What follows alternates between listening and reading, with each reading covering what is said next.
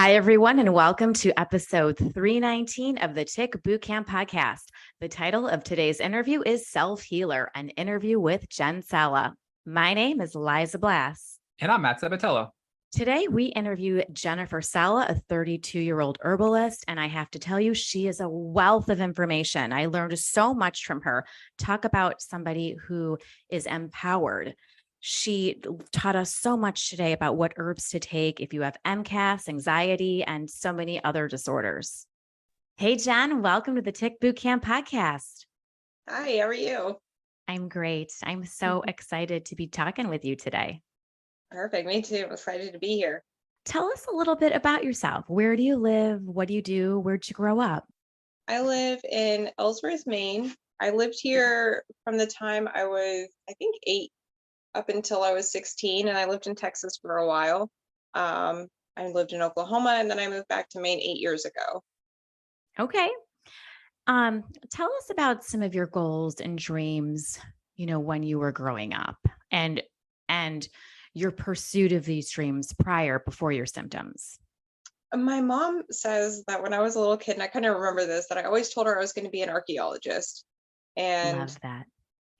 so, of course, now I'm like, I don't want to be outside like that all the time. And I'm paranoid in a way that I probably don't need to be, but it's, it kind of comes with the territory, I think, for a lot of people. But I ended up not going to college because I had gotten sick my senior year of high school. Way too sick. I had been sick, I think, since I was maybe like 10 or something. But my senior year of high school, it got really bad and I ended up hospitalized. I went to the emergency room, and they were just like, oh, you just pulled a muscle. But it ended up actually being a severe kidney infection that they didn't know. And they never bothered to tell us that I had cultures in my urine or anything like that. So they just loaded me up with IV, sent me home, and never contacted us to tell us that anything came up. So I ended up going to my primary care doctor after my high school graduation. And my temperature was like 105, and she was like, I can't treat you here, you have to go somewhere else. And by the way, did they not tell you that you had cultures? And it was like, no. And so apparently the cultures, we still don't know what they were, because I've requested my medical records from then, and they're like, oh, it was a kidney infection, but they won't say what the infection actually was. But in retrospect, we think it was relapsing fever, which actually during that time in Texas, there was a huge surge of relapsing fever that occurred in the area that I lived in. Tell us a little bit more about these symptoms. So you had a kidney infection that was undiagnosed. But all this time, tell us a little bit more about the symptoms that you were feeling. So the symptoms, it was kind of weird because it started like so early that I guess I just kind of got used to not feeling good. And so it was like, by the time, like, for me to actually be like, guys, I'm sick, it was really bad. And so I remember I was taking my physics final, and like the pain just kept getting worse and worse in my back. And like I kind of felt weird, but like it's stressful when you're graduating and you have all your finals your senior year and all that stuff. So I kind of expected to feel, not as great as I could have. But it was like I had something like a cold-ish, but then it was just like getting worse and worse in my back the whole time I was taking this test. It's like an hour and a half or something. And I was supposed to walk to my mom's work and get her car when I got done with my final, but I couldn't. There was just no way. And I just sat on the steps of the school, and I called her and was like, I need you to come get me. And so like right there, that told her that something really was wrong, because it was not like me. Like I walked 3 miles to school every day. I didn't care. Right. And so for me to say I can't walk, she was like, oh God, what happened? And so she came to pick me up, and she dropped me off at home, and I had a doctor's appointment later that afternoon. And well, actually, I was going to see my psychiatrist because I had a history of depression, quote unquote, and for a long time. And so the school they considered me high risk when we moved to Texas, and they required me to go to a psychiatrist and to be on medications. And so I took like every antibiotic or antidepressant known to man at one point or another. and they never did anything because what I was experiencing wasn't really depression. And so I was supposed to go see him for my last appointment, and then I was going to be transferred to adult care. And I ended up just like I couldn't get out of bed. I went upstairs and I lay down, and I couldn't even, like, I was in so much pain that I couldn't say that I needed help or that something was wrong. I couldn't get up and just, go tell her. And so finally she was like not used to me not being punctual. And so she came upstairs like, "Are you not, what's going on? Like, where are you? Where you need to go?" And so she comes up, she's like, just opens the door, and I was just laying there and I was like, "Ugh." And she was like, "Oh." And so she ended up taking me to the emergency room and canceled my appointment. And so that was when, they gave me antibiotics. I'm like, "Oh, well, if you just had a cold, then it's probably because you pulled a muscle while you were coughing." And I was like, that doesn't So, even really make sense because I had been sick, like a couple of days before that with the cold, and at that point I didn't really have those symptoms. And but they said I was super dehydrated, so they gave me IVs, did a urine test, never bothered to call after I went home. But it did, like, the IVs did help to some mhm, extent. um but like at that point you're like, "Oh, well, the pain that I have left is just because I pulled a muscle." And but at the same time it doesn't sit right, like you'll mhm, take what they say because you assume that they know better than you do, but then at the same time you're like, I'm not sure I believe it, but I'll try. right. um So at this time, you're in mhm, pain. You've gone yeah, to the ER. You're already yeah. seeing a psychiatrist. Mhm. Who did your psychiatrist ever mention anything about infections, or it was just in the realm of depression? When I was 14, I was diagnosed autoimmune, and that was Oh, also the okay. same year that I was diagnosed with depression. And That's yeah, interesting. right, right. And so, but when they diagnosed me autoimmune, they were like non-specified autoimmune, or undifferentiated autoimmune. They always use some type of phrasing like that, that was like, "We're not really going to bother to figure out why, we're just going to tell you that you are."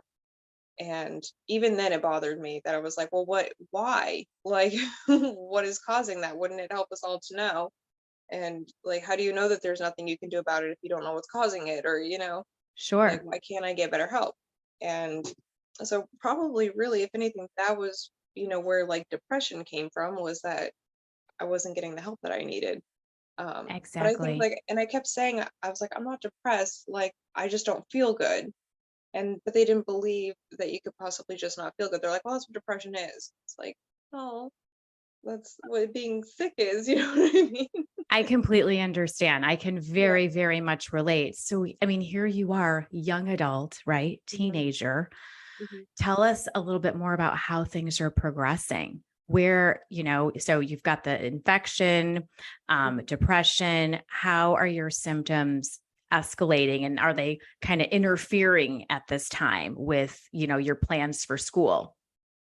Well, they did, because I was like, I don't want to go live in a dorm, which most of the universities require that you were going to go live in a dorm. And what I had actually planned to do, because I just didn't want to deal with being around the other kids and, everything that goes along with college that most kids are looking forward to, I was like, no.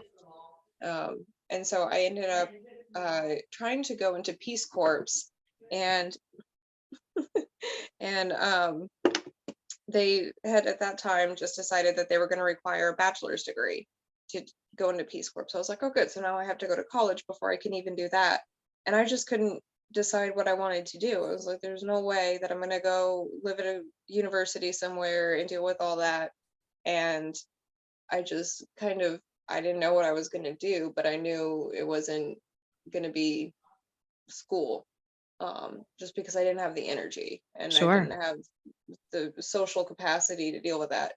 So I was happy with my job. I worked at a boarding kennel, and I was like, I might get like a vet tech thing at some point or whatever, but I was fine with what I was doing. Like, I could become a groomer because I already worked with groomers and helped out and stuff. So I was like, I could do whatever really. Um, but the funny thing with the relapsing fever was that, like, when I got that, it was like, I actually know, I think, where I got that, because there ended up being a survey that was done a few years later, Hmm. And they actually went to this exact tree where my mom has a picture of me and my brother sitting, and they got ticks with relapsing fever out of that tree. So I happened across the case study that this woman had gotten relapsing fever. She was from Wow. Colorado or California. She went to Texas, and like I just went to the case study and was like, as soon as that tree came up on the screen, I was like, oh my God. And I sent a screenshot of it to my mom, and I was like, you recognize this tree? Like I did, I took out like the little caption on the bottom, all the context. And she was like, yeah, I have a picture of you and your brother sitting in that. And I was like, well, guess what? Wow. That's, yeah. I was like, they definitely had, relapsing fever ticks in that tree. And it was right after I had gotten diagnosed with relapsing fever. Tell us a little bit about your diagnostic journey. When did you get diagnosed? How did you get diagnosed? And I imagine you may have even seen, you know, more doctors before you even got to a diagnosis. So tell us a little bit more about that. So I was hospitalized when I was actually hospitalized for like 4 days. It was 2 weeks after the first time I went to the emergency room for kidney pain. It all came back, and it was my high school graduation, and I was so unbelievably sick. Like I was just talking to my grandmother about this last night. We were at a restaurant for my graduation dinner. I had gone to the bathroom. I threw up for like 20 minutes straight. And I mean, even during my graduation, it's June in Texas, and we're in an auditorium, and I was freezing cold. I was like curled up on the floor while everybody's getting their cap and gown on and doing their makeup and whatever. And I was just curled up on the floor in a corner, and people kept coming over and checking on me. And I was like, it's fine, whatever.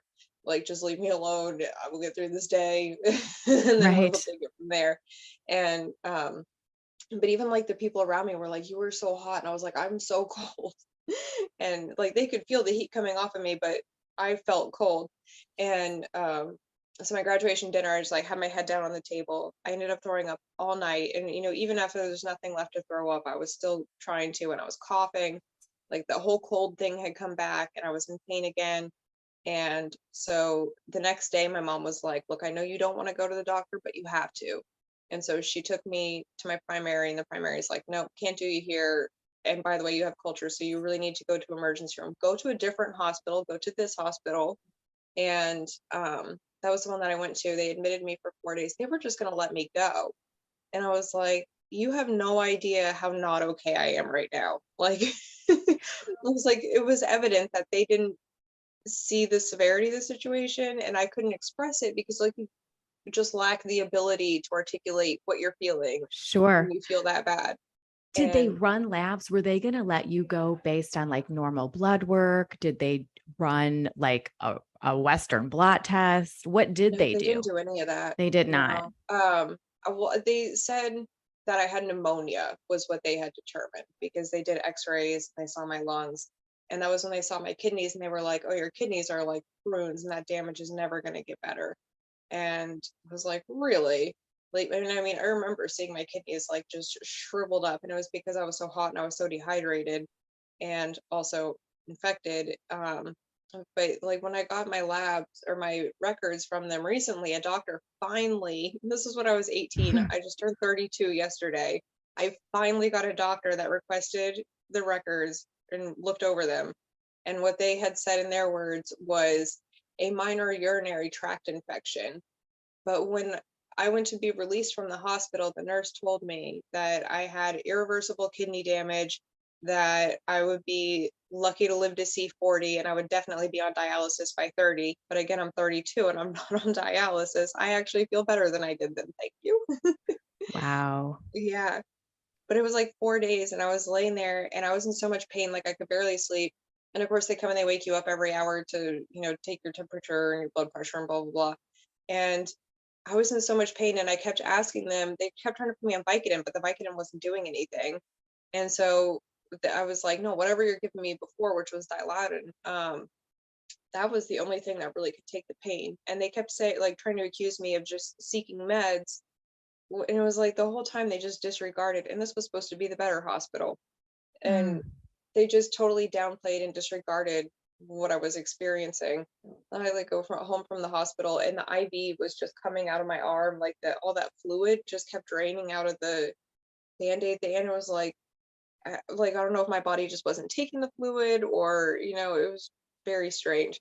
Um and at that point I just kind of went totally, like, I became a different person after that.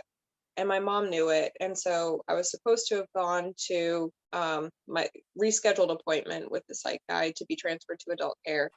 And I went, but like in my heart of hearts, I knew I didn't need to be on antidepressants. They didn't help me. They only made it worse because it frustrated me that I wasn't getting the help that I needed and no one was listening to me when I said these don't work. Um, and so it was just, it was like a vicious cycle of not being good for my mental health. And so I went to the appointment myself and I drove myself. My mom didn't come with me. And I walked in and, he did like an exit questionnaire or whatever with me. And then he went to take me to the adult side. And I just remember like I couldn't, it was like everything was kind of a haze and I wasn't really listening and I wasn't engaged. Like my brain was so foggy, I couldn't even engage in the conversation very well. And so I just like I walked in with him and he went to introduce me to the person and I just turned around and walked out. Like I don't even know what possessed me, but I just turned around, walked out, and went home.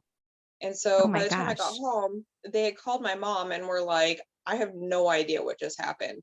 And so she called the hospital back and was like, she hasn't been right since she got here. I don't know what's going on, but she's like a totally different person. And they were like, well, she's an adult, so there's really nothing we can do unless she decides to turn herself in. And if she wants to come back to us, then we can do an evaluation or whatever. But if she doesn't want to and she doesn't feel like she needs to, then there's nothing we can do about it. And so I ended up moving out of my parents' house like 2 weeks later, like just like in a tantrum because I was on bed rest for 2 weeks. And by the time I was off the bed rest for 2 weeks, I was like ready to lose my mind. And so I just up and left. And I ended up renting like an apartment in somebody's garage. And that was that. Like I still kept my job and everything, but like I left. I don't know. And it was Yeah. really weird. And then in retrospect, like I feel like my reasoning and all that stuff was way out of whack. But in the moment, you don't know that. It's, I it's totally frustrating. understand what you're saying. And that's Yeah. one of the questions I have is what is the dynamic with your parents at this time? Because that's a really hard relationship to navigate when you're a teenager or an older teenager or a young adult. Nobody knows what's happening, especially when you're undiagnosed. So did they kind of let you take the lead there or were they frustrated? What was happening in your home at this time? It was fine. I mean, they were worried about me. Okay. And yeah, because I was always a really good kid. Like, I literally Yeah. never went to a single party in high school. Like, I was, well, generally, I was like a lone wolf anyway, because I just didn't socialize well. But it was like, I didn't have the capacity for it. Loved animals, always was around animals. But like, was I going to sit with the other kids at lunch? Probably not. You Right. could go find me in a stairwell somewhere reading a book. Right. But I wasn't really with the other kids. So it was like, I didn't have a lot of the problems that other kids have, where I stay out late at night and blah, blah, blah. Like, so for me to not be myself was more of a concern than anything. Okay. And my mom and I actually ended up working together. I She worked for a company that had like 12 daycares around Austin. And so I went and I applied as a substitute teacher for the daycare. And the first substitute job that I had, the lady wouldn't let me leave. And she was also a coworker of my mom. She was like, I don't know why you guys hired her as a substitute. She needs to be my co-teacher. And so I ended up working with her and working with the babies for years. And it was really nice. So my mom and I still kept a close relationship because, we worked together and took care of the babies together and it made her happy. And it I made love me that. mentally better too, in a lot Yes. of ways. So tell us was there a doctor that you finally went to or a naturopath or what type of practitioner was able to get you the diagnosis that you needed? When I was 29, no, 30, no, I was 29. Uh, Before I turned 30, by a couple of months, I found a naturopath that I finally was able to get to test me. But that was 12 years later or Yeah, so whatever. fill us in the middle here. What happened, like what's been happening between the time that were working with your mom to the time you finally got diagnosed? What were you doing? A lot of it was, I would kind of like come and go through these phases. And so this is one of the reasons that she felt like I needed to be tested for relapsing fever was, I explained the original thing that was like the major incident. but prior, I had been bit by ticks when I was a kid, and I had a bullseye when I was like 10 and all that stuff. But like, it was like I could come and go through different phases depending, I think more now in retrospect, it was depending on what I was eating, probably. Like, probably in the summer when I could sit in grandma's garden and eat all of the sugar snap peas and whatever I wanted to, then it was probably a lot different than, the times when I was living off of ramen noodles. I think it really came down to nutrition, and probably when I was drinking water a lot, I felt a lot better, because I think I get dehydrated really easily, and it's taken me years and years and years to really figure out that that's part of the cycle too. So it's like, like, and it makes it hard because you're like, all these times I like feel really bad, and then these other times I feel better, and I can't figure out what the cycles are. And so when I would get really sick, I would go to the doctors, and they would just be like, I mean, I've heard all of the things that they tell people, like, oh, you're just looking for attention, you're just, a hypochondriac, you're being overly dramatic, you're looking for pills, you're looking for this, you're looking for that. And it's like, how do you get away with even saying that, especially when I can come to you? Like, I moved back to Maine when I was 23, and I was like, look, I was working with people who they knew Lyme, and they had it, their kids had it, whatever. And so that was when I found out that you get the bullseye rash, and then that means that, that you got Lyme. And I was like, oh, I had one of those when I was like 10. And they're like, well, that's why you're 23 and you have the problems that you have. And I was like, really? Like, I had no Right. idea. And so I went to the doctor, and they were like, oh no, you're just being paranoid, and you're just being this, and you're just being that. And have you been on antibiotics since then? I'm like, well, yeah, I've been on antibiotics in the last, you know, 13 years. And they were like, well, if you've been on antibiotics at all, then you're as good as you're going to get. And I was like, who says that to a 23-year-old? And in the same breath, you can tell me that I'm just looking for attention. And I have heard it all from all these doctors. I probably went to like 7 or 8 different doctors. I mean, it was to the point where, like, when I would go in there, and they were like, well, you're autoimmune, what do you expect? Or something like that. And it would just be like, I would expect more of them than they were willing or able to give me. And it ended up being like, um, they just wouldn't call me back for appointments. Like, I was like, have I been like blacklisted? Is that a thing? Do doctors do that? They just refuse to see patients anymore. It was really strange. Um, and Were so you I on just kind of, any, I'm sorry to interrupt. Were you on any type of medication for these generalized autoimmunes? Like, were you on protocols? Were you supplementing? Okay. they never gave me any kind of advice for diet. They never gave me any kind of anything. I mean, at one point I had a doctor tell me that I'd never be able to have kids, like, and just still get nothing from them. And so it was like really baffling and it takes a lot of your faith out of the medical system. Like, as a kid, I had already lost it. And I also had bad experiences when I was little, where I was like allergic to the dust, and I had a million stuffed animals. And so I ended up going to the hospital one time for breathing treatments, and they were like, well, um, you had to do some, I think they took blood, maybe. I don't remember what it was, but or maybe it was to put the respirator on me. But I just remember, like, it took like 3 nurses to hold me down, and I was like, a couple of years old. I was not very old, maybe like 3 or 4. But it took like multiple nurses to hold me down for them to do what they wanted to do to me. Like, so I've never really had trust. But then, like, as it built, where like it was becoming more and more evident to me that my lack of trust was not misplaced, it just kind of became deeper. And so there came a point where I was just like, I'm not going to go to the doctor anymore.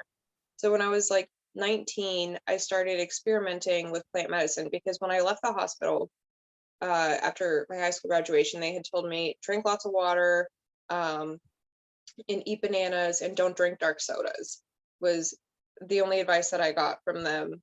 And I was like, okay, so I know my potassium was low, and I knew I was dehydrated. And so those were like a few fundamental things that I was able to take and build off. I was like, well, obviously I can do better than that. Because first of all, you're not going to get rid of me that easily if you think that you're going to give me like totally pathetic treatment and then just tell me that I'm going to die and think I'm actually going to do it, because I refuse. And so I ended up going to um, Google, back like before Google was really ripe with information. I got on there and I was like, okay, so what types of foods have a lot of potassium? And so I put a little chart on the side of the refrigerator. It was like beans, potatoes with the skin on, um, avocados, and all those different things that you can eat that have like pretty much more potassium than bananas do. And of course, bananas is on the list, but a lot of them do have more potassium than bananas. And so it's funny that bananas is like the go-to thing. And And how'd you it helps a feel lot. as you started, getting more information and Mhm. kind of doing this special diet or learning about the foods that are right for you? Did you feel different? Could you tell a Yeah, difference? yeah, I could. And it was funny because I had people tell me they were like, some days like you look really good and the next day you just look like you feel awful and it's so weird. Like I never know what you're gonna look like when I see you. And I'm like, who says that? But but it was true and I could see that in myself. And so that was when I started paying attention to those subtle cues. And I'd always had eczema. And so I started using like brown sugar and milk and honey and stuff like that and making skin scrubs for myself. And that cleared up my eczema. And I was like, how weird. And so I started realizing that a lot of it was like chemical sensitivity that I was experiencing where my body just couldn't deal with the extra burden of things. And I was like, well, is Right. that because I already have a burden from something else, or is that just the autoimmune thing that I have an immune response to chemicals? Um, and over the years, I figured things out. Like I started eating, I bought a box of organic strawberries to go camping one time. Or I bought a box of regular strawberries and then I bought a box of organic strawberries shortly after. And it was like the one box with the chemicals on it. I broke out in a rash all the way around my mouth from, I was camping. And so I was just biting the Right. tops off of the strawberries instead of cutting them off. And so I ended up with this ring all the way around my mouth. And I was like, but I just bought strawberries like a couple of weeks ago and they didn't do that to me. I did the same thing with them then.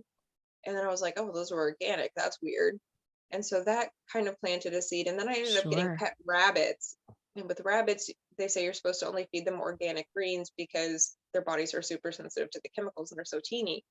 And so I started buying organic greens and I started, like making myself a salad out of the rabbit's greens or whatever. And I was like, this is so weird because if I go to a restaurant and I get a salad, it feels like I ate acid.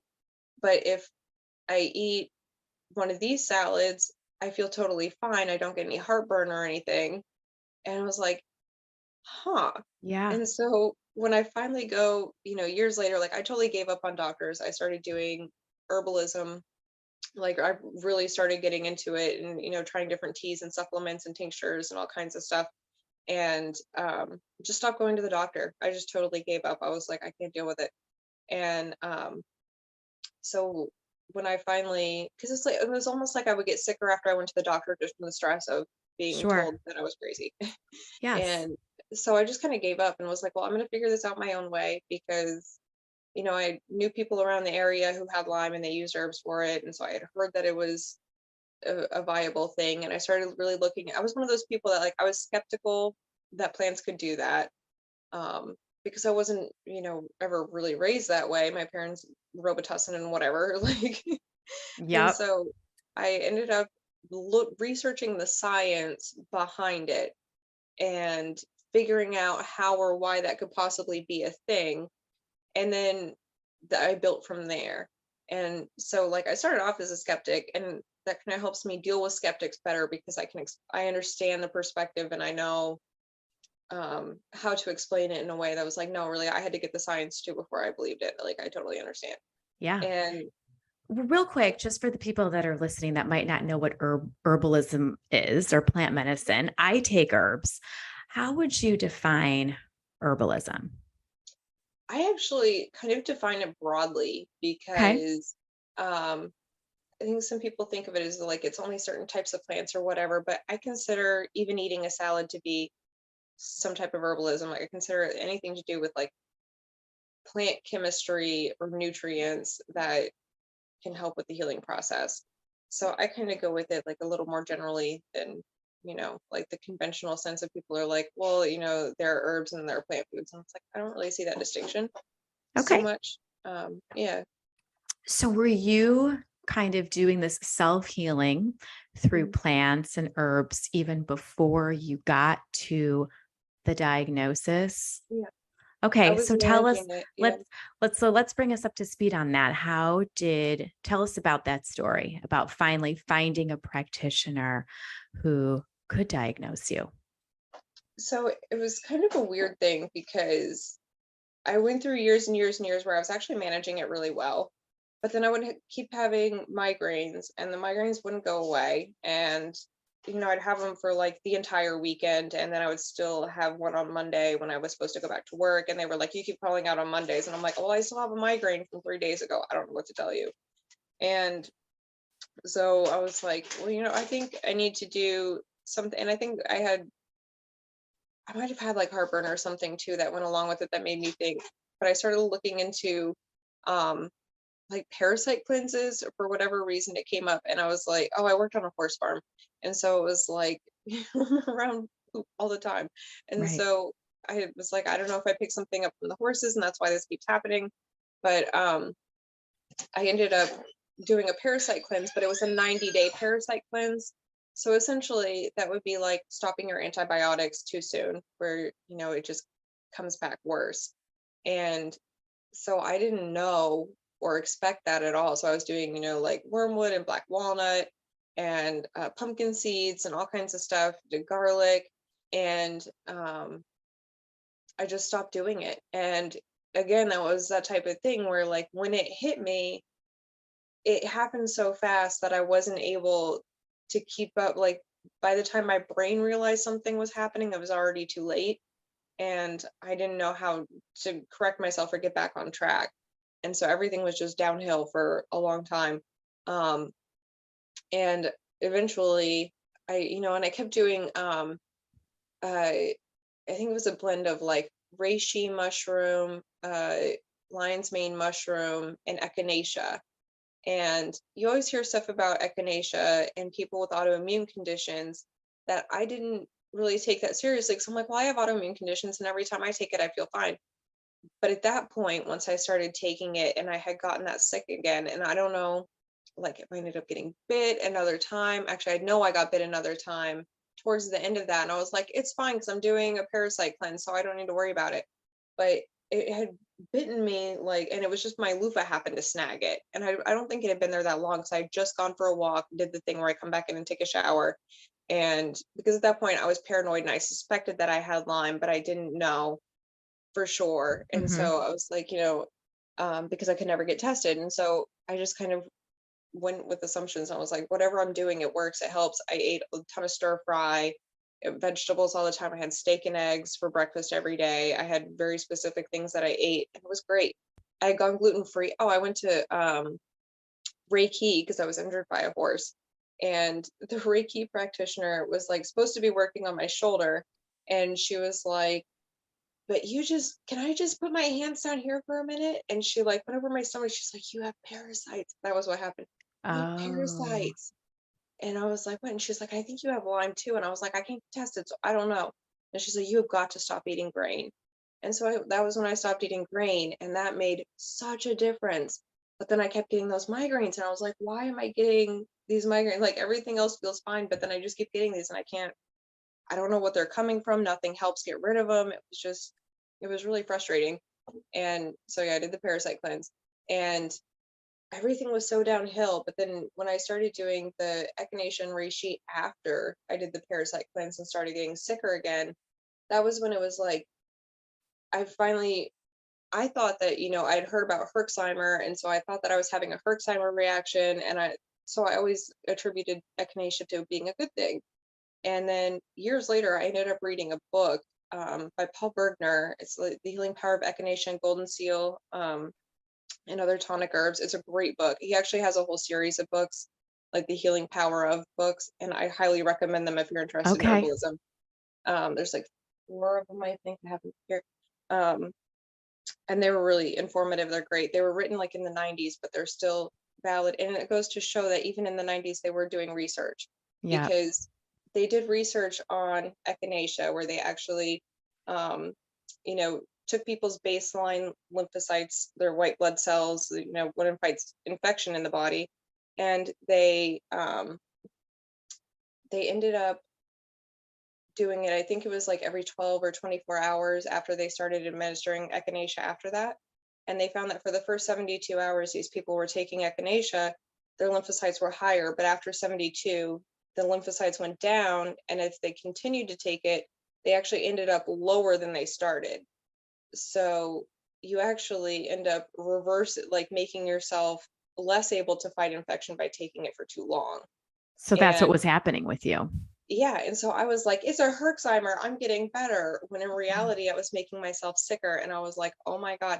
And so that was like the first time I figured out that, like, and it's funny because the one thing that people say about it isn't the thing that's actually wrong with it. You always hear people ranting, you get into the herbalist community, you always hear people ranting about echinacea and people who have an autoimmune condition. It's like, no, and I really think, and I wondered to myself at that point, was like, is it people who have a real autoimmune condition, or was it people like me who had Lyme that had been called an autoimmune condition because nobody bothered to figure out what the infection was? Mm-hmm. Or they weren't able to figure out what the infection was, because of course we don't know all the infections that are possible even. And so it was like, I really think that it wasn't people who are autoimmune that have that problem, but people who have an underlying infection, that they actually get sicker, and it's not the body attacking itself, it's the body trying to fight infection. Jen, I'm going to But it jump in real can't. quick with a Yeah. question, because I think this is really fascinating that you're saying people that take something like echinacea too long, they then end up if they take it long term worse off than they would be if they didn't take it at all, right? Which Yes. is really interesting. But on the other hand, we hear all the time that immune boosting things like echinacea and elderberry and even astragalus, which is recommended by Stephen Buhner, the herbalist, who's this genius herbalist who has his protocol for Lyme disease. They recommend astragalus after a tick bite. Now, they always say, and you said this, if you have autoimmune tendencies or an autoimmune disease, don't take them because they will make your autoimmunity worse. So is it your belief that that's not accurate? Because we have had people on this podcast take a strong stance and say it just simply isn't true. And other people come on and say it's very true. Avoid these things if you have autoimmune tendencies because of Lyme disease. Well, here's something funny that I ended up learning about, because one of my good friends was a Chinese medicine practitioner. And so she ended up teaching me a lot about Chinese herbalism over the course of years. And not even like when anybody knew that I had Lyme or anything, but just because I was interested in it. She was kind of the one who was a catalyst for me to really get into it. And she ended up coming across something about Lyme and Chinese medicine. And I guess back in the 50s, they had kind of given up teaching something that had been taught for 5,000 years, which is GU syndrome. And now you very rarely will come across anything about GU syndrome. It's GU. And what it literally translates to, like the symbol, translates to demons and snakes.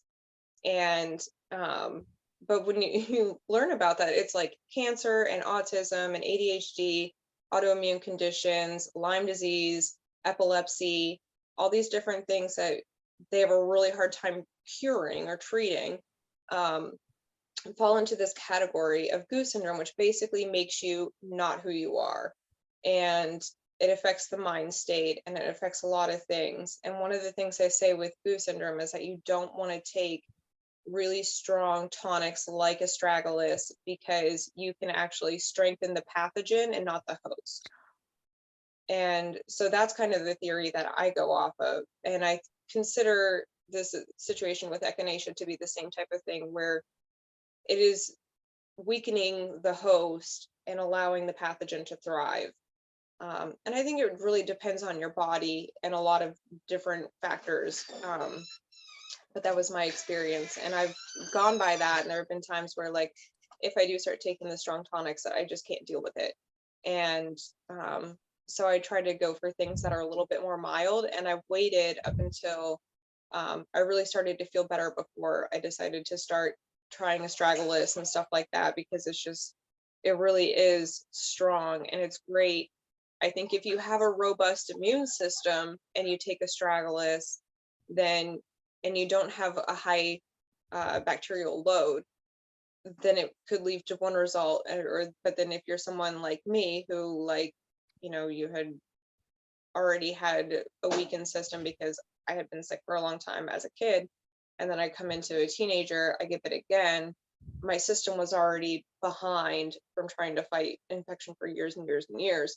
And so I think that was kind of what made me more sensitive to it. If that does that make sense? Does that It answer your does. question? It does. And Okay. I'm just curious. So, like, the different Yeah. phases of the Lyme healing journey, right? So, Mhm. there's some people do what we call prehab, right? Which is sort of like getting ready for treatment. And then you have the treatment, which is the kill the bacteria, kill the viruses you picked up, kill all that kind of stuff. And then there's the rehab side of things, right? Sort of like, all right, now I'm going to kind of gradually, come off and try to stabilize. And then what I like to call the maintenance period, right? Once people get into a good place of health. So I think you're arguing that astragalus and these really powerful immune enhancing herbs and supplements like echinacea, astragalus, and elderberry are useful at various stages. And I think you're arguing that they're probably best served at maybe the maintenance phase. Is that what I'm hearing from you? If you had to break up the Lyme healing journey into phases for our listeners, where do you think these tools would work best? Maybe in a short term, right? In a short term little, Okay. my immune Yeah. system is doing well, let me boost it up and hit it in the maintenance phase. And if I do it during the kill phase, it may not be a great idea because I have a ton of pathogens and it's just going to make them flourish even more, maybe, right? Echinacea is something that even after I read the book, I started taking it again, but I started taking it Saturdays and Sundays and then not taking it during the week. So I still kept taking it for those 2 days because your lymphocytes increase during those 2 days, but then I let my body deal with, the die off and all of that stuff. And it helped keep me from getting toxic from Herxheimer, but it also helped to strengthen my immune system in intervals that was manageable for my body and didn't set me back at all. So it actually, using it in that sense is what I suggest to people. Like, yeah, I do think you should use echinacea because it's very powerful and it's great, but you need to use it short term. Like my boss's husband got COVID and she was like, it's fine, I've been drinking my echinacea tea. And I was like, whoa, how long? Like, whatever you do, 2 days, that's it. Maybe 3, but don't go beyond that. And she didn't, and she was okay. But it's elderberry is one of those things that I think if you find a tick on you, take elderberry. Once you start having the inflammatory symptoms, you switch to elderflower. So if you have even if you get sick in general, people like to take elderberry like that's what you need once you're running a fever. But really, once you're running a fever, you need elderflower. So it's just one of those common misconceptions. Like, if your kids are sick and you don't want to get sick, then you do your elderberry. It's more of a prophylactic or an early type thing. But once you're symptomatic, then it's not what you need. You need something different. And what was the other one you asked about? Well, that was the astragalus. Oh, astragalus. Yeah, so astragalus is something that I would recommend taking it during tick season for sure to keep your body robust. If you've gotten bitten and you're not inflammatory yet, then your bacterial load is low enough. But if you're somebody who is like active, particularly chronic, I wouldn't take it. I generally warn against it unless it's somebody who is robust and just wants something again that's prophylactic. Or once you get into that phase, like I've come into in the last year or so, where I feel like I'm not chronically ill. I feel like I'm chronically healing. And I'm in a much better place. And my doctor's like, I don't even know how there was ever anything wrong with you because your age, you're not on any medications. And finally, for the first time ever, I mean, when I was 10, they wanted to put me on cholesterol medication. For the first time ever, all of my labs came back absolutely perfect. Just recently. So now I'm like, okay, well, now that I hear that, I'm happy to take the astragalus. But until I was at that point where I could confidently say that my body wasn't struggling, then I kind of wanted to avoid it just because I didn't trust that my load wasn't too high where it was going to tip the scales in the wrong direction. I'm curious, Jen, since you had this robust background in herbs and herbalism and your self-healing, by the time you did get a diagnosis, did you just go right to herbs? Did you build your own protocol? Tell us a little bit about that. So when I actually got my diagnosis, I was unbelievably sick. And it was like, I really thought I was going to die. And there was just no way I couldn't not get help from a doctor. Like I was able to get myself to a place where it was like, oh, and what I had done was I had started eating gluten again just out of convenience. And that was bad. It was so bad. Right. And it took me a long time to get over all the inflammation and everything that had happened. So I went online and I was like, Lyme is a thing around here. Surely there's somebody who deals with these people. I don't know who it is, but I have to find them because I need help. I know this is what it is. At that point, I was totally convinced. And so I finally found a naturopath in the area, and she was like walking distance from where I lived. I was like, seriously? You Like, just how found her far? online, or you found her through friends? I found her on Google. Okay. Um, yep. Uh, and so I went to go see her, and I mean, I walk in and like I could barely form a sentence. Normally, you go into the doctor and you can barely form a sentence, and they immediately write you off. And she didn't do that. She had had Lyme, and she had had mycotoxin problems and whatever. And so she had firsthand been there and understood, and she was a naturopath, which really helped. So, or she became a naturopath because of that. And so when I went to see her, she had no problem testing me for anything. I didn't have insurance, but this was during lockdown with COVID. And I think the other thing that kind of tipped me too far in that direction was, like a lot of people, I was used to, alarm goes off in the morning, you get up, you get going, and you just got to get to work, you just got to do your thing, and then you come home and you got to deal with the house and you got to whatever. And it was like I was stuck in fight or flight for so long that like I didn't have a chance to be sick. And then once Right. lockdown happened and I was just out for all that time, like everything really caught up with me, and I was like, wow. And so I ended up How did you just get tested? Did you do labs or muscle testing? What did the um naturopath do? she did blood tests, Okay. and she sent them, I think it was great. Is it Great Lakes or Great something like Plains? that? Great Plains, yeah, yeah. Um so I did the Great Plains test, and that came back mostly the thing that I had the most alarming amount of in my system from what she could tell was the relapsing fever. And she's like, that is exactly what you described to me as what happened to you when you were 18 is exactly what that is. She's like, but normally, like, people get a few different flares and then it goes away on its own. So if it's still with you after all these years and you can actually think back to what the cycle was, where I was like, I did get sick like every April and every October, basically every year I would get sick. And, I was never like a kid that really got sick per se like that. And so it was like kind of a weird thing. And she's like, I think that's exactly what that is. And so she had me first as she did the mycotoxin test, and I was probably loaded. Um, and then she went, because it's Maine and it's humid and everything is moldy all the time. Sure. um, so she had me do the mold test first, and then she had me do blood labs. And I think all in all, between appointments and labs and all the different things and, prescriptions, I ended up spending like $4,000 or something but it was like the federal relief money where you're getting like $800 a week that I was not used to having. And so I was able to actually pay for all of that out of pocket. And the test, like when it came back, and I know it's normal to have like some little bit of level exposure to different things, but it was like I literally had some exposure to absolutely everything on that test. And it was like every time it was like 26 different tests, Oh my and I had gosh. some level of everything. And I was like, I mean, I'm a magnet. Like they love me. Ticks love me. Um, and it was so funny. And so she was like, the Lyme, not even nearly as worried about it as I am with the relapsing fever, because you're 10% more likely to die from chronic relapsing fever than you are Lyme. And it's because of the cytokine storms, and that like it just creates such fever, and you get severely dehydrated and you're so hot, and the cytokine reactions are just so insane that it's dangerous. And that was what I was experiencing, I think, at that time too, was like just the cytokine storms Yeah. that was just too much. And Let me ask you this. What was your yeah, feeling when you finally got the diagnosis and all of these co-infections? How did you feel? I was mad. I mean, it was good. to know.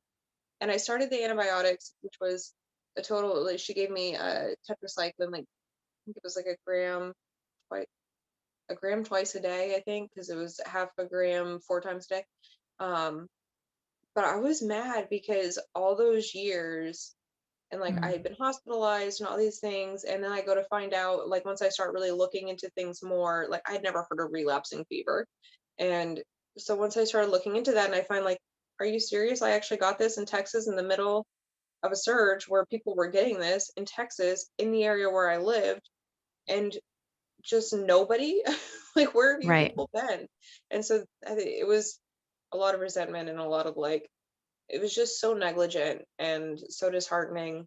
It was hard with the medical community to, like, for me to really want to go back to, even like, ever go back to a doctor now. I'm like, how can I even trust you? Right. Because it's really Understandably. hard. Yeah. So her treatment plan for you was antibiotics with herbs.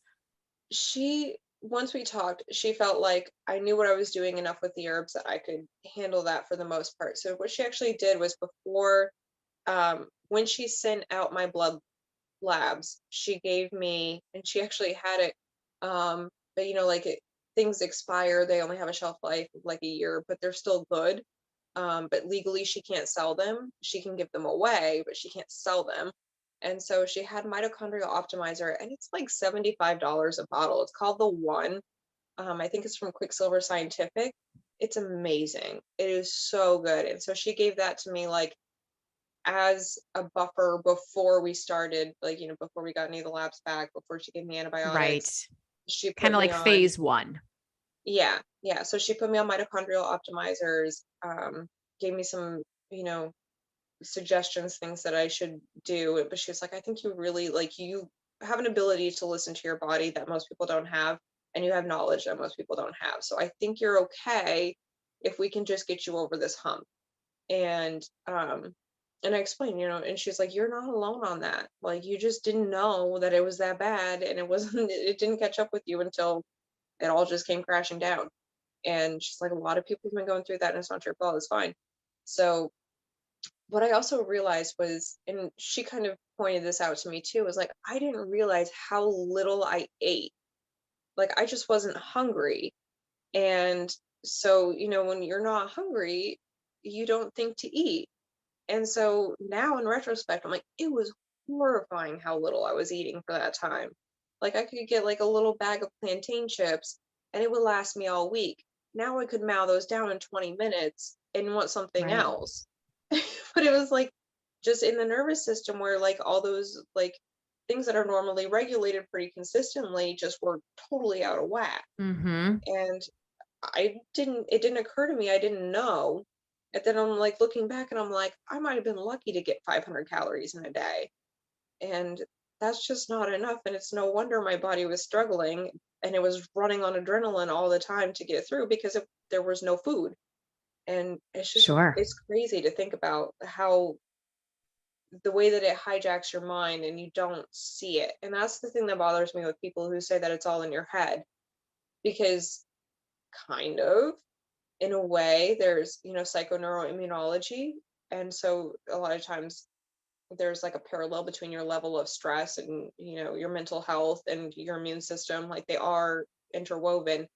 But it's just so different when you have something that takes your mind. And then, like, the demons and snakes, like they say in Chinese medicine, demons and snakes, it's like, that actually makes so much sense. First of all, if you've seen a spirochete, kind of looks like a snake.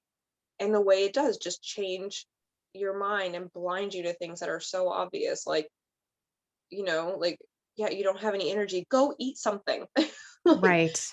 but it blinds you to, even, like, you don't even think food. And it's really strange. Like, it's almost like your will to survive becomes compromised. It's And a it's, different kind of survival that's yeah, happening in your yeah. mind. I completely understand.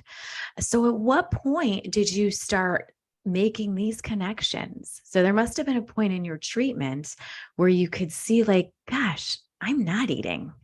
Yeah. Where was this? Was there a point where things started shifting in your treatment that you did see these types of improvements? Yeah, it was like after I did the tetracycline, okay, so this is a fun, interesting story. You talk about TMI. Um, Let's so hear I it. got so I got maybe like a week into the tetracycline. I think I only did like 10 days, but it was one of the last days I was on it. I was just like, I feel like I need to pee, but I don't need to pee. It was really weird, but like again, I listened to my body, so I was like, okay, well, I'm gonna go see what fresh hell this is. And so I go sit there and like wait to pee, and all of a sudden my ears start ringing and like everything in my vision gets fuzzy, and it felt like I could just feel like, in the back, like where you start to get a tension headache, the back cervical nodes, the lymph nodes in the back of your neck. It was like just pain, but it was like ice cold, but it felt like acid, like it was burning but cold at the same time. It was so weird. And I was just like, what is it? And I could feel it start to go down my spinal cord. And then like as it hits the water, it fizzles. And of course, so I have to look in the toilet when I'm done.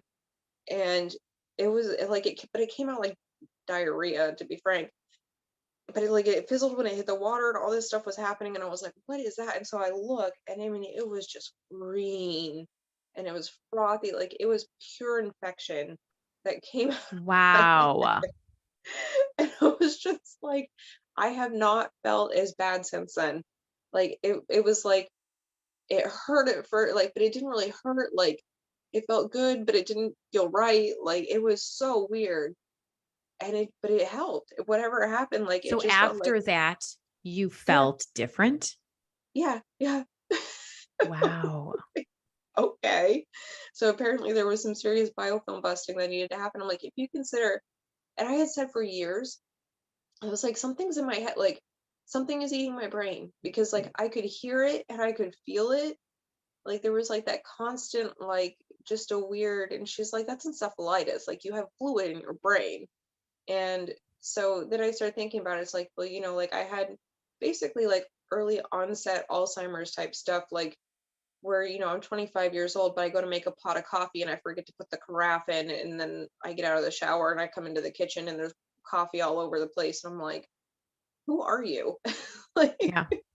there was one time I actually started the tea. I couldn't decide if I wanted a cup of tea before I went to the store or before I got home. So I set the cup, apparently, I started the pot and I put the dog up, went to the store. After I started the water, I pull in and I can hear the dog from the driveway. I can hear the dog inside the house howling, and I can hear the tea kettle going off. I had been gone for like a half an hour and it had almost boiled all the water out. And I'm like, lucky I don't burn my house down. Like, and those are the things that like you should think something's not right because I do these things, but it doesn't Hmm. occur to you. Right. It like it's so clueless. And so like once I started realizing those types of things, I became better able to pay attention to them. Like once I realized, okay, no, there's really something that happens in my head, and I really have to be mindful of the subtle signs that there's something going wrong and pay better attention to that. Like I really have to take that seriously. Got And of course, it. it took peeing that infection for me to actually realize that. I don't know if that's something that like anybody else has ever had happen and they just don't want to talk about it. But I think fair that would warning, be guys, if called you the do big antibiotics. shift. Yeah, Yeah. Okay. yeah.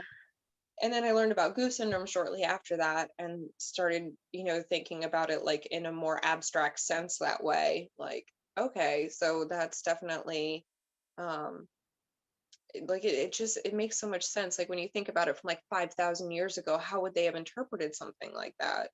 It's like you're possessed. There's something that's keeping you from being your best self. What is it? Obviously a demon.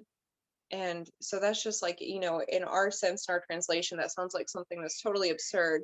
They didn't have a microscope. They didn't know they didn't know about bacteria, and yet they did. And it's just, and of course, like once I actually started thinking about it in the sense that they talk about it and doing the things that they say, such as, be careful with tonic herbs and all that stuff, it really did help to think about it more in that type of abstract way, which I kind of wish people would more. Um, Jen, I want to jump in and ask you a question here because a lot of people listening to this podcast want to learn from, I'll call them our mistakes, but also the things we had to grow through and learn through, right? Because I think the three of us on this podcast, we've all had to learn the hard way about certain things in our Lyme journey. Now, looking back, you've studied herbalism for almost a decade. You were dabbling in using herbalism to treat Lyme before you even knew you had Lyme because you suspected Lyme disease. But you were you said you did a parasite cleanse, but you didn't do it long enough. So it didn't really work as well as it could have, right? You were doing things like mushrooms to help with your immune system. You were doing probably other herbs to help from an antimicrobial standpoint. But looking back, now knowing what you know today with your knowledge of herbalism, tick-borne illnesses, and Lyme disease, and the breadth of infection that you get with these, you mentioned you had 26 things that were indicated, possibly positive for you, right? From a tick bite. What would you do differently? So, what kind of herbs would you use and what protocol would you use to address not only relapsing fever, not only Lyme, but I think you had mycoplasma, maybe some, mold susceptibility, and all these other things you had going on in your body that led you to this chronic illness state that you were in? One of the things that, again, I learned from Paul. Okay, so what I would have done is I would have bought all of Paul Bergner's books and taken all of his classes from the beginning. He does. It's on Herb Rally podcast. The Paul Bergner does a whole thing about chronic infections and biofilms, and it's like a 3-hour lecture that he gave. I think it was nursing students or nurses maybe. They sounded like they were probably older than students, but it was amazing. And so listening to that helped me. Yellows. Anything that's yellow, and I mean not necessarily anything, like buttercups aren't really great herbal medicine generally. I don't think it's not something you hear reputed, but like goldenrod, which people often confuse with ragweed because they come up at the same time and they grow in the same area, but they are not the same plant, and the goldenrod isn't what's responsible for your allergies. That's amazing stuff. First thing in the spring, at least where I live, we have forsythia come out. A lot of times there'll still be snow on the ground and these yellow flowers bloom before the leaves even come out on the plants. Those are amazing. I actually have one down the road. There's an abandoned house and I go out there because that thing is probably 200 years old. It's a beautiful bush. And I'll take even just as I walk by, if I'm headed, to the store or whatever, as I walk by, I'll pluck off a flower and eat it. Chamomile is also yellow, turmeric, a lot of the things that we hear about being good for us in the Lyme journey end up being yellow. Ginger is another one. It's that berberine is just great for killing stuff and supporting the immune system, and they have tons of nutrients and they're often bitter. And so that's really one of the big things that I wish I had known earlier is if it's yellow, eat it. But Jen, you are a super smart, super knowledgeable person about herbs. John Doe listening to this podcast is not going to go rip something off a bush while he's taking a walk and eat it, right? So, right. I mean, God bless you. I'm so happy. And really, I'm glad that that's really powerful that you've learned that. But I guess I want to reframe the question.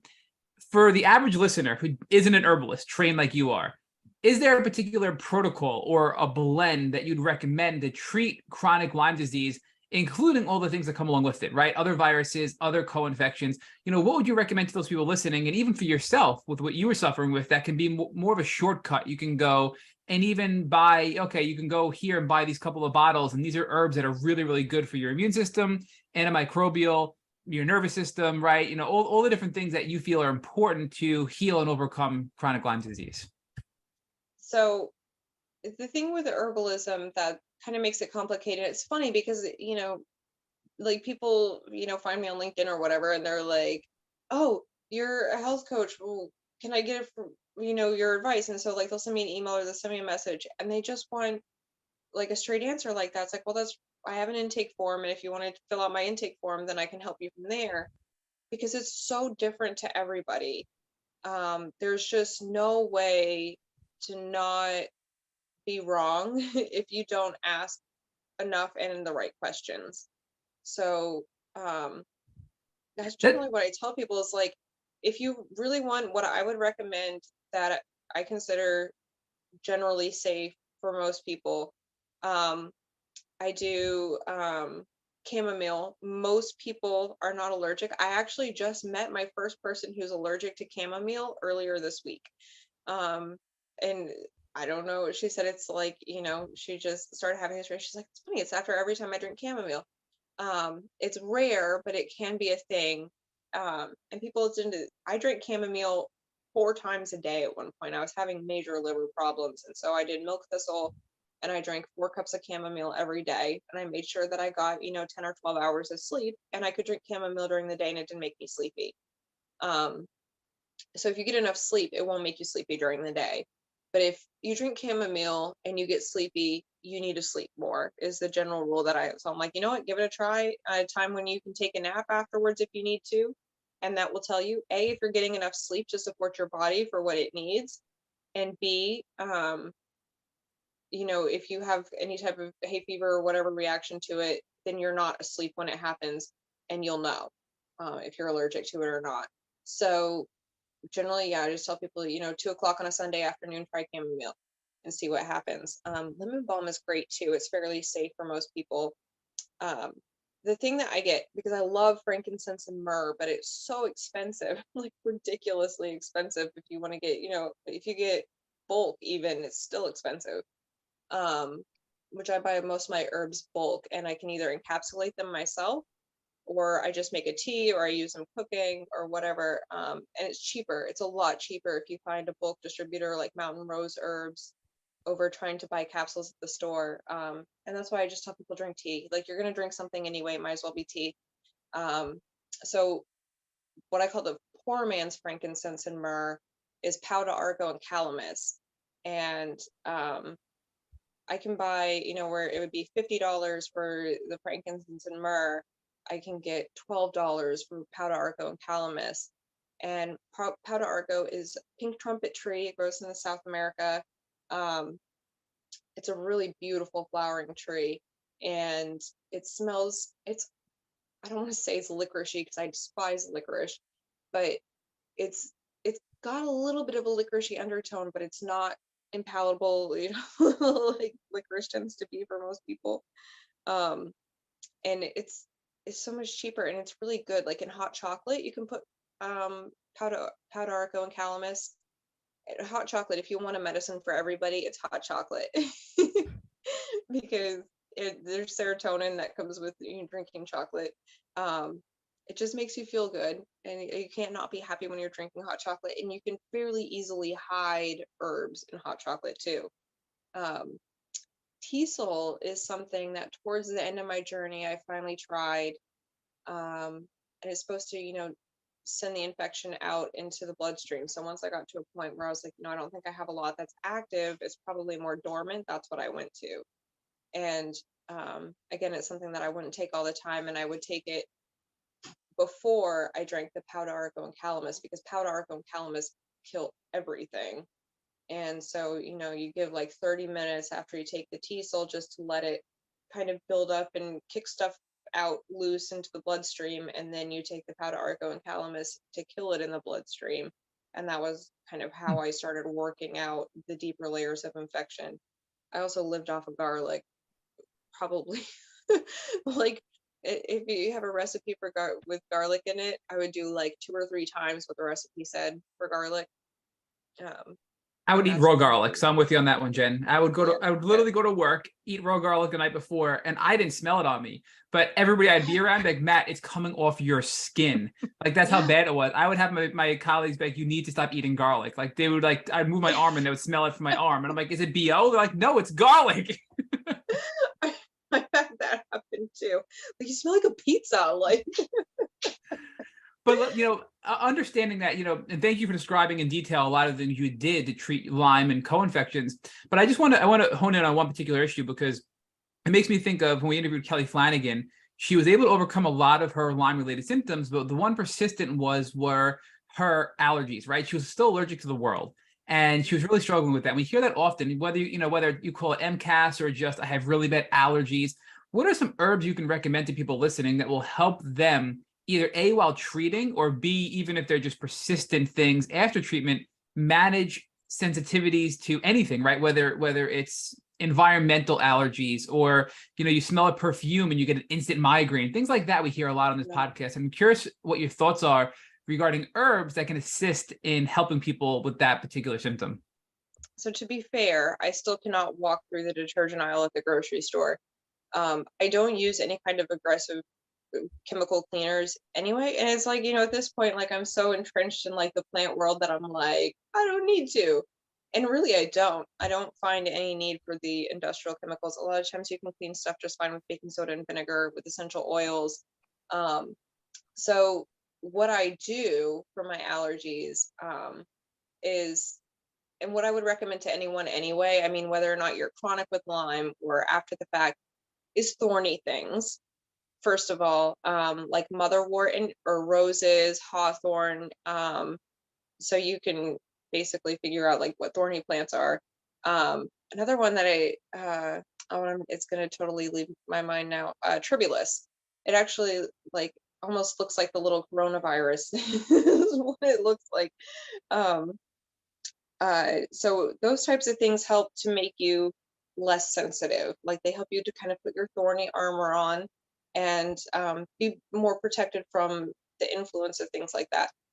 Which sounds like really esoteric and weird, but those are the types of chemical properties that create, and the genetics in the plant that create those attributes.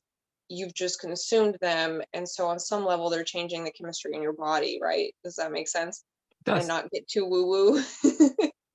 um, so it's called the Doctrine of Signatures, actually, and so it tells you just visual cues from seeing a plant what it can do for you as far as medicine goes. So you'll see some things that they look like eyes, like carrots and olives. We know are good for your eyes, and they look like eyes, right?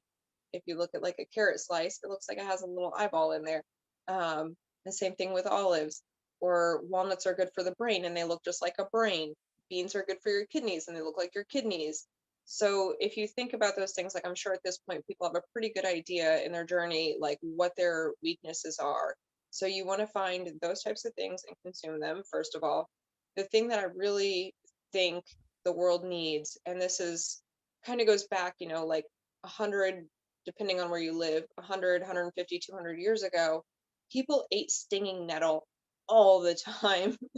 I mean, all the time. It was in soups constantly. I mean, you can even eat it as a salad if you're brave. It does sting if you harvest it, but when you get the dry stuff, it doesn't sting that property. If you get really good quality stuff, it might make your fingers tingle a little bit if you touch it, but it doesn't have that actual stinging property. What they use nettles for, interestingly enough, and people in the Lyme community are familiar with arthritis and rheumatism, that's what they use the fresh plant for. There's a process called urtication where they cut down the fresh nettle and you like slap somebody with it, or you can touch it yourself, or what, if you have rheumatic hands, you can actually touch the plant, and the stinging creates an inflammatory response that actually helps to soothe or heal the rheumatism.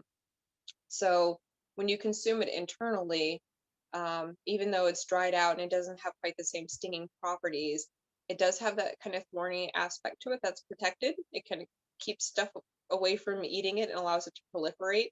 And so, in its own way, it helps to keep the world from eating you, or your infection from eating you, and allows you to thrive. Um, but it is so unbelievably rich in nutrients that, I mean, you can take it, and if you make a cup of it and you let it sit for like 4 hours or overnight or whatever, it will actually turn black from all of the nutrients and all of the stuff that gets extracted from the plant in a tea. So what I did for a long time was I would make my tea at night before I went to bed. And then if I wanted to, if it was cold out, I could heat it up in the morning and drink it warm, strain it out or whatever. But a lot of times I would just take like a giant, like 40-ounce jar. They called me pickles at work because I would bring a jar of tea in like a 40-ounce mason jar, and it it would turn dark different colors, and it almost looked like pickle juice or something when I would bring it to work. Um, and it was just dark, rich extracted tea from overnight. And the stinging nettle, it has so much magnesium and a lot of stuff. Chlorophyll is a lot of what turns it dark, is the minerals in chlorophyll. But the interesting thing is it actually has histamine. So when your body produces histamine too much. You can have histamine, you can consume histamine, and your body doesn't feel the need to produce too much, if that makes sense. So if you're if you drink the nettles, and you have to have it cold extracted to get the quercetin out of it, but it will extract quercetin. But people will make the mistake of drinking nettle tea thinking that it will help their allergies, but they drink it hot, they only extract it for 15 minutes, and then they wonder why they don't get the results. And that's why. So nettles is actually really great if you extract it for hours, and you can heat it back up if you want to, but you really want it to get good and dark. And that's going to give you, it's basically like taking a multivitamin or two. And pretty much has everything that you could need in it. And I think that to get your nutrition up and to help your body support and to not be so sensitive and not produce so much histamine in response to things that it considers a threat, then nettles covers all your bases for that. My final question, and I know I've been asking a lot, but you're giving us such great advice. My final question before Liza talks to you about, where you are today and everything you've done, I want to ask you about people with anxiety in the Lyme community, because we know that tick-borne illnesses oftentimes bring on anxiety and depression, and it can make it really, really crippling for people. So what herbs do you recommend for people that are really struggling with their mental health while treating Lyme disease that can help them with anxiety and depression? Because I have to say, it's probably the number one thing we hear on this podcast is not only am I hit physically and I feel like death, right? But my mental state is the worst it's ever been because of this. And I've never had mental health issues. I've never had depression. I've never had anxiety. And now I get hit with Lyme disease, and oh boy, I'm in bad shape, right? So what would you recommend to those people listening to help them from an herbal standpoint with the psychological symptoms of Lyme disease? I'm more of like the holistic herbalism school of thought. So I think that it's kind of a multifaceted thing. And if you think that you can just take an herb to cure any different thing and the herb alone is going to do it, there's a lot that goes into your mindset and what you keep telling yourself, even if you don't believe it. I do a ton of mindfulness work. Of course, I was raised Buddhist. My mom's been a Buddhist since she was 18.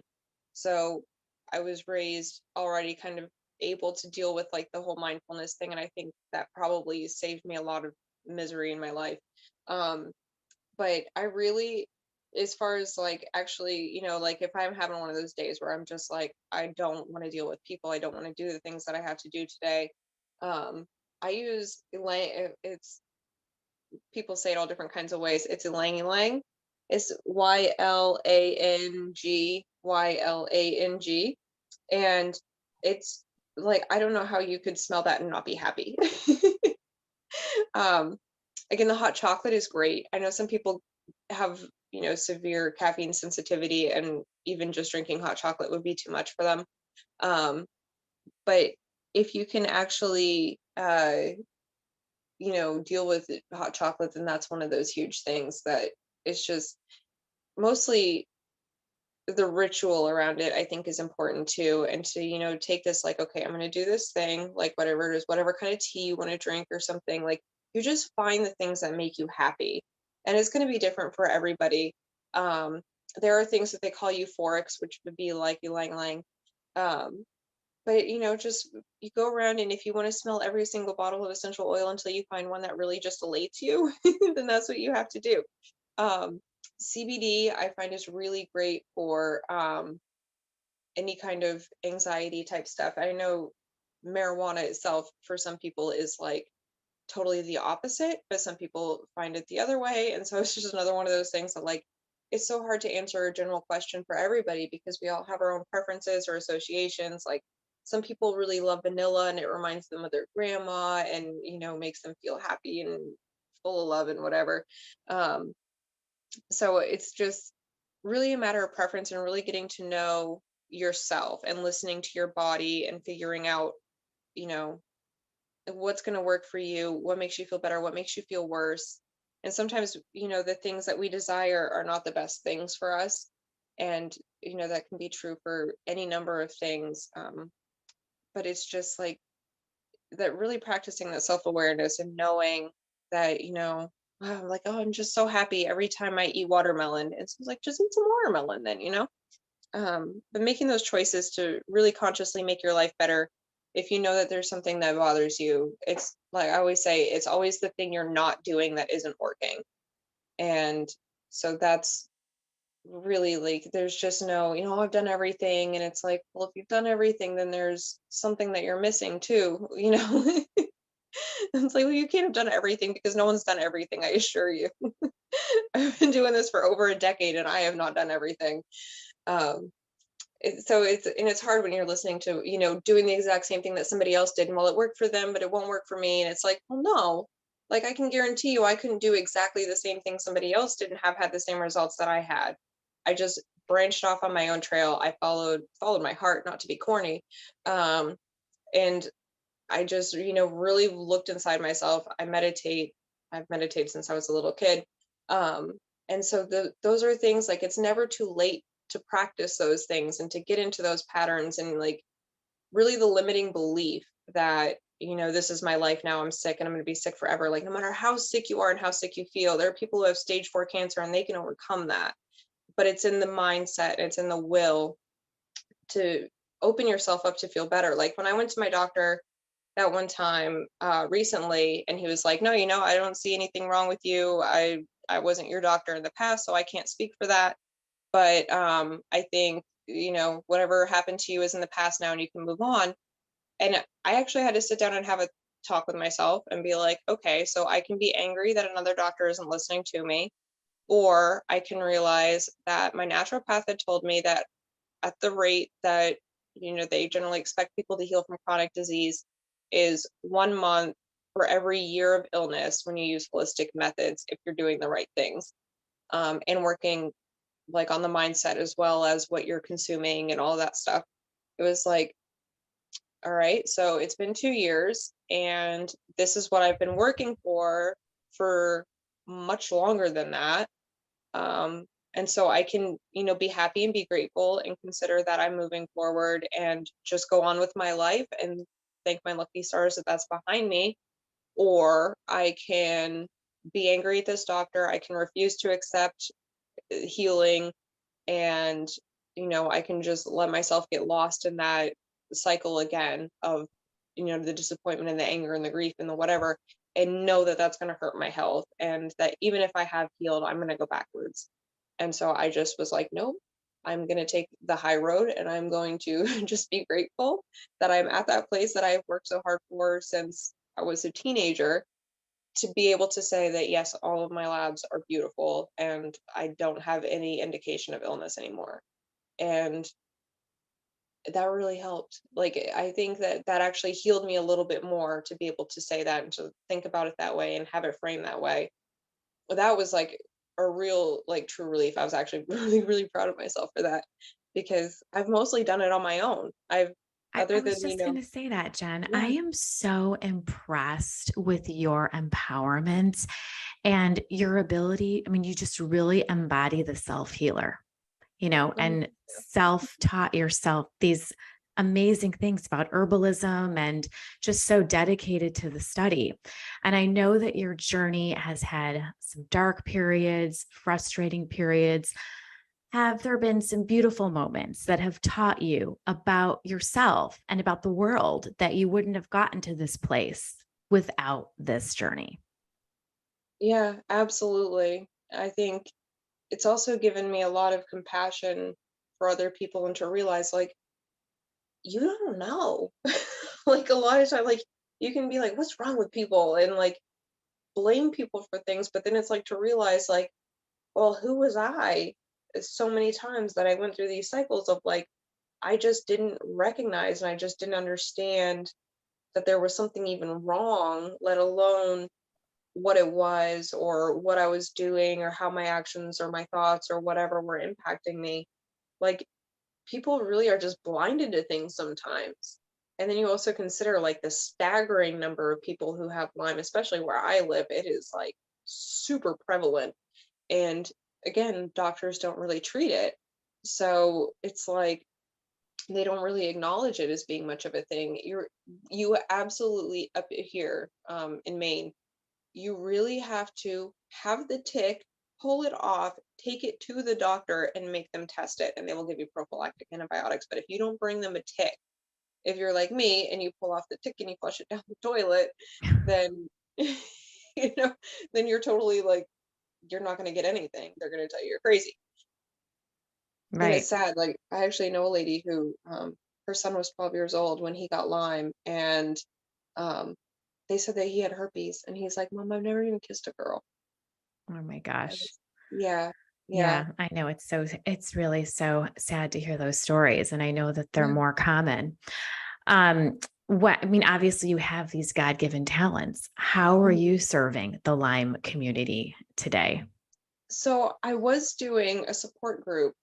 COVID was kind of slow on the uptake up here, but lately, within the last like 3 months or so, I haven't done my support group because I'm like, I just can't justify, like as much as it's been spreading around lately, it's like everybody has had it. And it's like constantly every time I turn around, somebody that I've been around is getting it. And I'm like, I can't give it to these people. And so I I would kind of like to start a Zoom one, I think, just to be safe because I don't know, going into winter, I can't imagine it's going to get any better. And I don't want to leave them abandoned, but it's like so many times consecutively that I've been like, are you serious? Like, I can't turn around for 10 days without somebody telling me that they exposed me. Right. Do you So it's see people frustrating. though who have Lyme or autoimmune that Mhm. you treat with herbs?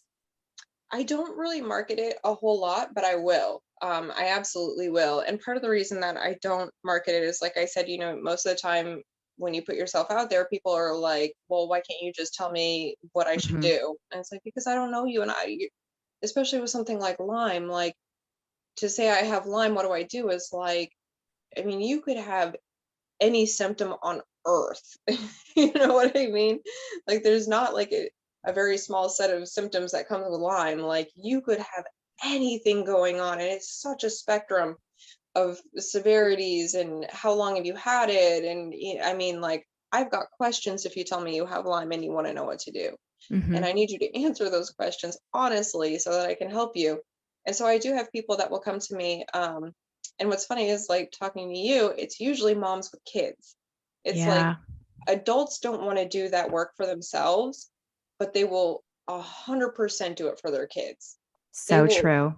yeah, they will put in and they will fight tooth and nail and they will do what they have to do to help their kids. But for someone to actually like make those changes in their own life, totally different story. They just, it's Yeah. it's a lot of dedication and it's a lot of patience and confidence. Like I said, it took me 2 years to really get to a place where I was like, I think I'm going to be okay now. And people just don't have it in them to try that because, and I get it because it's so draining to be in that situation and you feel like nothing's working. It's like, well, no, it's going to be worse before it gets better. And Right. so it really, to take on like an herbal healing path requires a different, I mean, and it's not even really a different type of dedication because antibiotics are every bit as miserable. And really, the complications, the potential for complications like C. diff and all that stuff that you get from taking antibiotics for so long can be really bad. And so it's like you're almost better off just to try the herbs and go for herbs for 2 years. 100%. That's, I mean, I don't think I would have not done the antibiotics that I did because, like I said, that was like, that just made the way for me to actually have some clarity and be able to think about my situation in a different way. Um, that I couldn't get past like the sound of infection eating my brain, I guess, for me to be able to actually think clearly about what was going on, what was I doing that was helping or not helping, and even get to a place where I could sit down and read a book to learn the things that I learned that helped me and told me what I was doing wrong.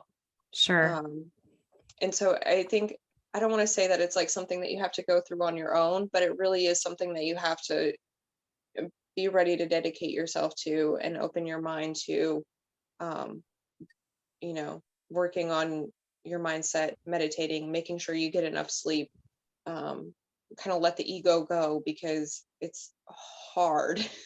It's a hard journey. Yeah, it's a very spiritual journey. And I know you're a spiritual person. And you talked a little bit about that. I always ask people on my path, on my podcast, and I hope that I can ask this here too, Matt, but what are you most grateful for from this journey, if there is something? I think, oh, that's such a hard question because there's so many things. But I think really when it comes down to it is like the connection with nature, which is ironic because, like I said earlier, like I do not want to be an archaeologist anymore, like I did when I was a kid, because I do not want to be walking around in a field. But it is funny that, yeah, it's like it almost did connect me more to nature because I can look at plants and I can look at flowers and I just see them in such a different, almost more magical way because I know what power they have for like not just healing, but once you start studying herbalism, you start reading about like the ancient uses of things and the different spiritual significance that things had, or the associations that they have with different planets or spirits or whatever. And it's really cool. It just kind of puts the world into a different perspective for you. Like I just love seeing the bees, and like I have snapdragons. I think snapdragons are like one of the most, if not the most underrated herb. Um, I think there may be like 2 studies that have been done on the herbal constituents of snapdragons, but they're edible. And that was another one of those things that I drank it one time, and I made tea with it and it was magical. And it was just like the healing that I felt from just drinking, like there was like a little cup of sun tea that I plucked off a couple of the flowers and stuck it in the water outside for a few hours. I came back and I drank it, and I was just like, it just like satiated me in such a weird way that I was like, I've never experienced anything like this before. But I had worked on a farm where, the snapdragons would fall off the bouquets, and we would set them in a little dish of water, and kids would come and they'd pick them up and they would eat. Oh, you can eat those flowers. Yeah, you can eat those flowers. And I never had any clue like how magically healing they were until I actually, just tried them myself, because I was like, well, I know they're edible. And I started looking into them like from a chemistry perspective, and they're actually studied for their DNA because they are really unique DNA. And so they actually have a lot of those like fatty acids and all those things, that the triglycerides that go into the synthesis of your genetic makeup. And so I was like, well, we all need genetic restore, right? Especially after Lyme, it just totally messes Yeah. you up in so many ways. The epigenetics of it is atrocious. And so it made so much sense that drinking that was, you know, healing to me in that way. I Oh, think and you, oh, I'm sorry, go ahead. Matt had asked earlier about anxiety and depression. Um, I don't want to say things I shouldn't say, but uh, homeopathic platinum was something that I ended up buying out of a homeopathic pharmacy in Britain. And it's literally a 1-drop dose. And it's like they say, like if lithium doesn't work, try platinum. And so that was what I totally skipped right over lithium and went to platinum. um, but it was so, I mean, it really helped. It really, I feel like that did it. So um, from, I think it's like every 60 days or something like that, your genetic makeup kind of, all of your genes kind of go through like a reprocessing or rebuilding. And so for 60 days, I did 1 drop a day of the platinum, and I felt like that really did a lot. Like I got to a point where I couldn't drive because my foot would shake so bad. And so I couldn't hold down the gas pedal and I couldn't hold down the brake pedal. And it was just like, well, like, we'll get there maybe. And so I had to stop driving, but I started doing that and it really helped. It was absolutely amazing for that. And so those are just things that like, it can be like the most minute thing that makes the most difference. It's like you wouldn't think that 1 drop of something could have that kind of impact, but it does.